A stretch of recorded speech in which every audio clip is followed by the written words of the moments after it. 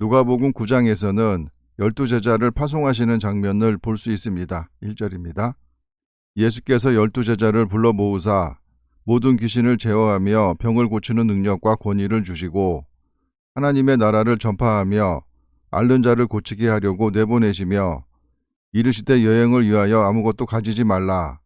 지팡이나 배낭이나 양식이나 돈이나 두벌옷을 가지지 말며 누가복음 22장 35절을 보면 제자들이 빈손으로 선교 여행을 떠났음에도 부족한 것이 없었음을 보고하는 장면이 나옵니다. 어느 집에 들어가든지 거기서 머물다가 거기서 떠나라. 주님의 교훈집으로 알려진 디다케에는 이곳저곳을 돌아다니는 거짓 선지자들에 대한 경고가 있는데 본문은 제자들이 거짓 선지자들처럼 먹고 마시고 입는 것을 탐하지 말고 주어진 여건에 만족하라는 것으로 이해가 됩니다. 5절입니다. 누구든지 너희를 영접하지 아니하거든 그 성에서 떠날 때에 너희 발에서 먼지를 떨어버려 그들에게 증거를 삼으라 하시니 이스라엘 사람들은 이방 지역을 통과하고 나서 이스라엘로 들어갈 때 먼지를 떠는 관습이 있는데 이것은 이방의 부정한 것이 자신들의 땅에 들어오는 것을 예방하기 위한 의식적 행동이라고 합니다. 이 말씀을 제자들을 영접하지 않는 곳에 적용한 것은 하나님 나라의 메시지를 거부한 곳에는 하나님의 심판이 임하리라는 사실에 대한 공식적인 선언이자 증거가 되리라는 것입니다.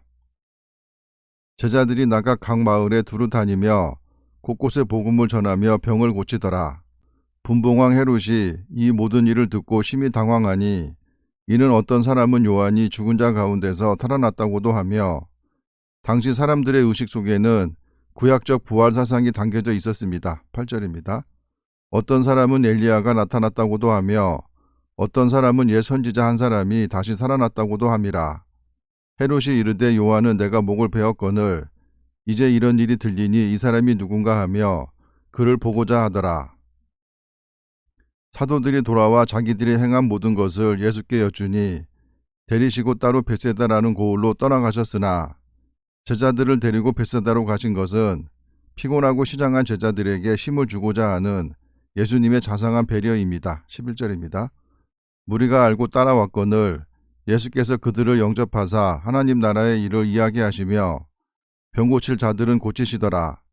예수님께서 따라온 사람들을 영접하셨듯이 교회의 사람들이 찾아오게 되면 최선을 다해서 영접을 해야 할 것입니다.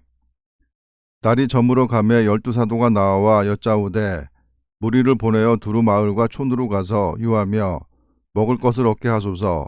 우리가 있는 여기는 빈들이니이다.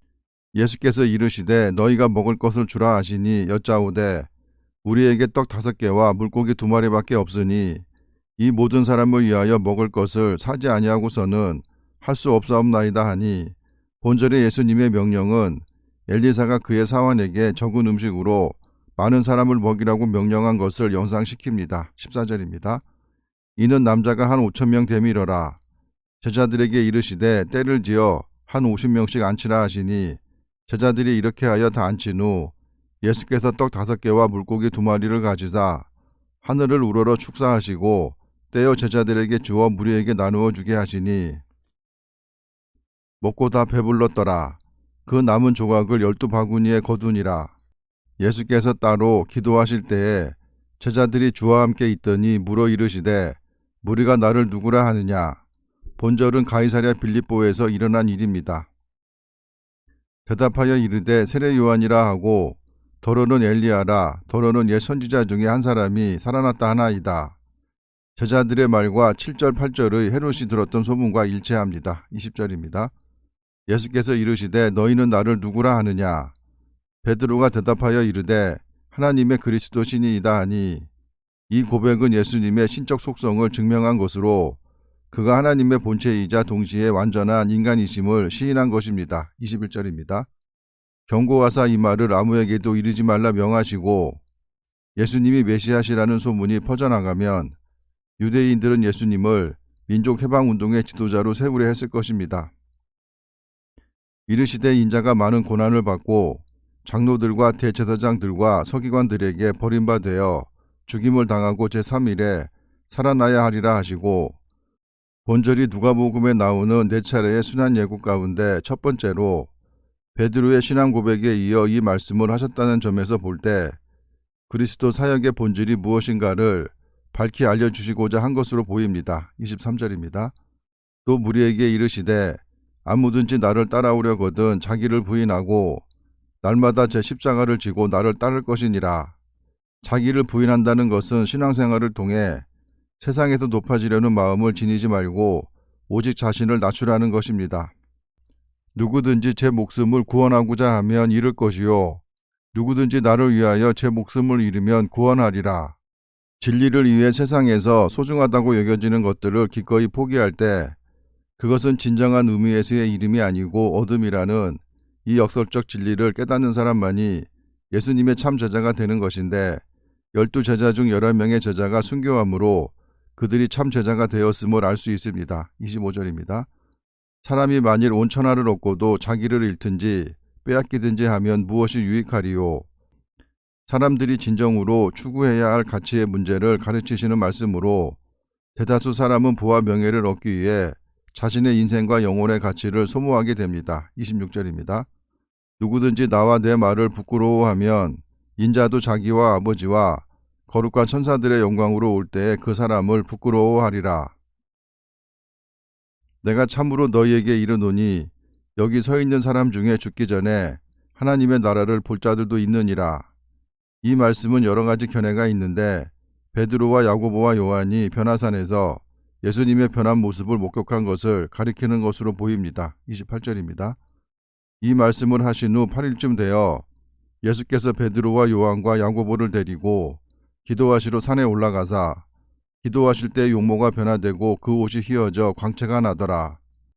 27절에서 언급된 여기 있는 사람 중에 죽기 전에 하나님 나라를 볼 자들도 있을 것이라는 말씀이 성취되는 순간입니다. 30절입니다. 문득 두 사람이 예수와 함께 말하니 이는 모세와 엘리야라. 이 모습을 유대인들이 봤더라면 예수님을 하나님의 아들로 인정하는 자들이 많았을 것 같은데 베드로와 요한과 야고보만이 볼 수 있었습니다. 영광 중에 나타나사 장차 예수께서 예루살렘에서 별세하실 것을 말할세 모세와 엘리야의 모든 사역, 즉 그들의 최종적인 사역은 결국 예수님의 죽음을 예비하는 것이었습니다. 32절입니다.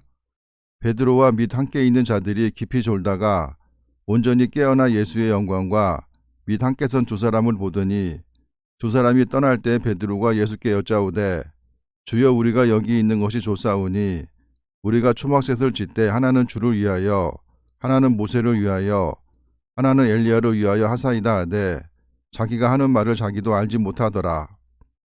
주위의 화려하고 위험스러운 광경에 압도되어 자기도 모르게 즉흥적인 말을 한 것으로 보이는데 베드로는 천상의 임재를 계속해서 느끼고 싶은 심정에서 하늘로부터 온 두 사람이 오래도록 머물기를 바랬던 것 같습니다. 34절입니다.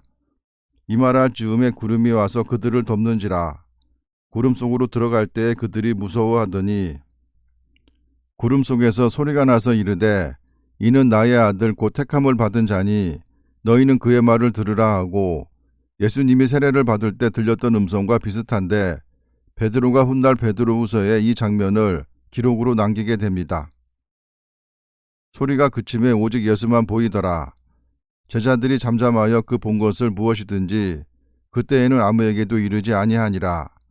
제자들이 예수님의 지상사역 기간에는 그 본 것을 말하지 않았을 것입니다. 37절입니다. 이튿날 산에서 내려오시니 큰 무리가 맞을세 마태나 마가는 예수님과 제자들 사이에 엘리야와 세례 요한과의 관계에 관한 대화 장면을 기록하고 있는데 누가는 그 이야기를 생략하였습니다. 38절입니다. 무리 중에 한 사람이 소리질러 이르되 선생님 청컨대 내 아들을 돌보아 주옵소서. 이는 내 외아들이니이다. 누가만 외아들로 기록했습니다. 39절입니다. 귀신이 그를 잡아 갑자기 부르짖게 하고 경련을 일으켜 거품을 흘리게 하며 몹시 상하게 하고야 겨우 떠나가나이다. 당신의 제자들에게 내쫓아 주기를 구하였으나 그들이 능히 못하더이다. 변화산에 있던 제자들은 잠을 잤고 산 아래에 있던 제자들은 귀신을 제어하지 못했습니다. 41절입니다. 예수께서 대답하여 이르시되 믿음이 없고 패역한 세대여 내가 얼마나 너희와 함께 있으며 너희에게 참으리요. 내 아들을 이리로 데리고 오라 하시니 올 때에 귀신이 그를 거꾸로 들이고 심한 격려를 일으키게 하는지라. 예수께서 더러운 귀신을 꾸짖으시고 아이를 낳게 하사 그 아버지에게 도로 주시니 사람들이 다 하나님의 위엄에 놀라니라. 그들이 다 그 행하시는 모든 일을 놀랍게 여길세 예수께서 제자들에게 이르시되 이 말을 너희 귀에 담아두라. 인자가 장차 사람들의 손에 넘겨지리라 하시되 그들이 이 말씀을 알아듣지 못하니 이는 그들로 깨닫지 못하게 숨긴 바 되었음이라. 또 그들은 이 말씀을 묻기도 두려워하더라. 숨긴 바 되었다는 말이 수동태로 기록된 것은 그 주체가 하나님이라는 뜻으로 이러한 문장을 신적 수동태라고 합니다. 제자 중에서 누가 크냐 하는 변론이 일어나니 본절의 일은 가버나움에 이르는 길에 벌어진 논쟁으로 일주일 전에 예수님이 자기 부인을 가르치셨고 조금 전에는 진지한 어조로 자신의 순환을 재차 예고했음에도 불구하고 제자들은 엉뚱한 생각을 하고 있습니다. 47절입니다. 예수께서 그 마음에 변론하는 것을 아시고 어린아이 하나를 데려다가 자기 곁에 세우시고 제자들은 예수님이 왕으로 앉으실 것으로 생각했기에 자리에 대한 탐욕으로 질투가 생겨났을 것입니다. 48절입니다. 그들에게 이르시되 누구든지 내 이름으로 이런 어린아이를 영접하면 곧 나를 영접함이요 또 누구든지 나를 영접하면 곧 나를 보내신 이를 영접함이라. 너희 모든 사람 중에 가장 작은 그가 큰 자니라. 진정한 의미에서 큰 자는 자기를 낮추는 자이며 세상에서 보잘것없는 사람들을 돌보아주는 자로 이런 사람은 자기의 행위의 대가로 지위나 명예를 얻어보려는 욕망을 버린 사람일 것입니다. 요한이 여짜오되 주여 어떤 사람이 주의 이름으로 귀신을 내쫓는 것을 우리가 보고 우리와 함께 따르지 아니하므로 금하였나이다. 제자들이 취한 행동은 그들만이 예수님의 이름으로 권능을 베풀 수 있는 제한된 자격을 가졌다는 자의식을 지니고 있었음을 말해주는 것입니다. 50절입니다. 예수께서 이르시되 금하지 말라. 너희를 반대하지 않는 자는 너희를 위하는 자니라 하시니라. 예수께서 승천하실 기약이 차감해 예루살렘을 향하여 올라가기로 굳게 결심하시고 예루살렘으로 가는 것이 순환과 죽음을 전제한 것이기에 굳은 결심이 필요했을 것입니다. 52절입니다. 사자들을 앞서 보내심에 그들이 가서 예수를 위하여 준비하려고 사마리아인의 한 마을에 들어갔더니 갈릴리에서 예루살렘으로 가려면 사마리아를 경유하는 것이 가장 빠른 길인데 유대인과 사마리아인들 사이에는 역사 깊은 불화와 반목이 있어서 사마리아로 가지 않고 베레아 지방으로 돌아갔다고 합니다. 예수께서 예루살렘을 향하여 가시기 때문에 그들이 받아들이지 아니하는지라. 사마리아 사람들이 예수님 일행의 통행을 거부했다는 것입니다. 54절입니다. 제자 야고보와 요한이 이를 보고 이르되 주여 우리가 불을 명하여 하늘로부터 내려 저들을 멸하라 하기를 원하시나이까. 아하시아 왕 당시 엘리야를 모욕했던 자들에게 하늘로부터 불이 내려 그들을 살은 사건을 반영한 말로 보입니다. 55절입니다. 예수께서 돌아보시며 꾸짖으시고 야고보와 요한의 급한 성격 탓에 예수님께서 이들에게 우레의 아들이라는 별명을 지어주셨습니다. 56절입니다. 함께 다른 마을로 가시니라. 다른 마을은 사마리아를 거치지 않고 예루살렘으로 갈 수 있는 베레아 지역의 접경 마을로 추정됩니다. 길 가실 때 어떤 사람이 여짜오되 어디로 가시든지 나는 따르리이다. 귀신을 쫓아내고 병든 자를 고치시는 예수님을 따르는 제자들의 모습이 좋아 보였던 것 같습니다. 58절입니다. 예수께서 이르시되 여우도 굴이 있고 공중에 새도 집이 있으되 인자는 머리 둘 곳이 없도다 하시고 이 말씀을 듣고는 제자가 되는 것을 포기했을 것입니다. 59절입니다. 또 다른 사람에게 나를 따르라 하시니 그가 이르되 나로 먼저 가서 내 아버지를 장사하게 허락하옵소서. 현재 부친이 죽었다는 것이 아니고 자기의 부친이 죽거든 그때서야 따라가겠다는 것입니다. 60절입니다. 이르시되 죽은 자들로 자기의 죽은 자들을 장사하게 하고 너는 가서 하나님의 나라를 전파하라 하시고 세상 일보다도 하나님 나라 전파에 우선하라는 말씀입니다. 또 다른 사람이 이르되 주여 내가 주를 따르겠나이다마는 나로 먼저 내 가족을 작별하게 허락하소서. 엘리사가 엘리야를 쫓기 전에 가족과 마지막 입맞춤을 하게 해달라는 모습을 연상시키게 하는 구절입니다. 62절입니다. 예수께서 이르시되 손에 쟁기를 잡고 뒤를 돌아보는 자는 하나님의 나라에 합당하지 아니하니라 하시니라. 이 말씀은 생계를 버리고 하나님의 일에 전념하라는 것이 아니고 모든 일보다 하나님의 일을 우선하라는 말씀입니다. 하나님의 일을 하려면 세상의 권력이나 부를 마음에 품지 말아야 하고 오직 하나님의 뜻을 이루기 위한 마음만을 품어야 할 것입니다. 그래서 주님께서는 두 마음을 품은 자들을 질책하셨던 것입니다. 감사합니다.